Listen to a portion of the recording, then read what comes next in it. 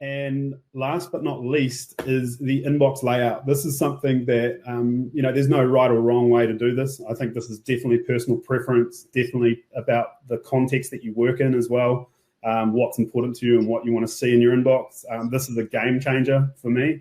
I do a lot of follow-up work with a lot of partners, a lot of external partners.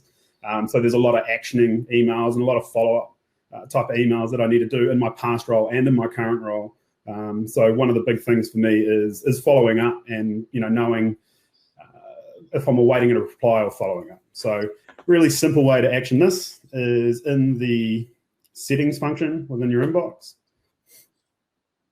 And you go to the inbox label. Right here underneath inbox type. In my last role, I used to use the unread first label. In the way I work now is I use a priority inbox. So what this priority inbox does is it gives you options to have basically split segments, and I'll show you what this looks like once you apply it. So important unread is something that I always have up the top personally. From a start option, typically, I'm just thinking about how. Do you want me to do, so just click on options there, Adam, next to where it says start. I think I know what you're trying to do. I'll click on options on the right. Yeah, and just go into more options. I think that's what you're looking for. There you go. Yeah. That's why we've got a trainer on the call with me. Instead of having starred, which is the system I used to use with stars and flags. So anyone that's come from maybe an Outlook background, stars and flagging is a pretty popular way of managing your inbox in an Outlook area.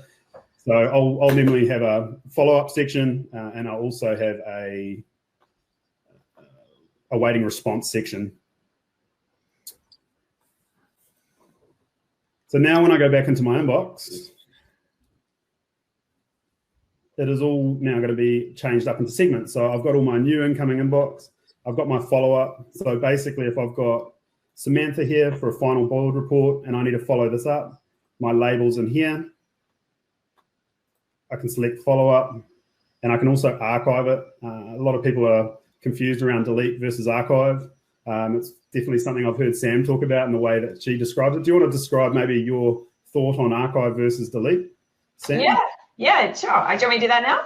Yeah, just quickly, it takes 2 seconds to explain it, but the way you explain it's probably the clearest I've ever heard. Yeah, okay, so the archive button is the same. So there's an archive button that you'll see in the toolbar. It's actually the same as clicking that little X next to the word inbox, which Adam's kind of hovering his mouse over. So all that button does is actually remove the inbox label from an email, which means it removes that email from the inbox. Where it goes sort of depends on what labels you've got on it, but it does end up in a place called all mail, and it also may end up in a label, whereas deleting sends it to the trash. So I do have an actual article on this called Demystifying the Archive Button. So I'll post that in the chat for anyone who wants to go in depth and think about what that means. Perfect. So coming from an enterprise G Suite background, I just used to archive everything. I never used to delete anything. That way I could always find it in my search. There was no need for me to delete it, but there's been a lot of questions where I've heard people weren't too sure what actually happens to your file when you archive it. So in this case, now it's out of my inbox as such, but it is sitting up with a tag with follow-up. Of course, you could use filters if you want to be really smart about it, and you've got certain things that you can do with actions, and you can do some more advanced skills with the filter function to auto tag emails to sit into these priority inboxes. So just to summarize, really, it's the tasks function, the filters function, and the Gmail inbox layouts using priority inbox. That would be my 3 favorite tips that have really adjusted my productivity and my ability to make sure that I'm getting back to people on time and not forgetting about things.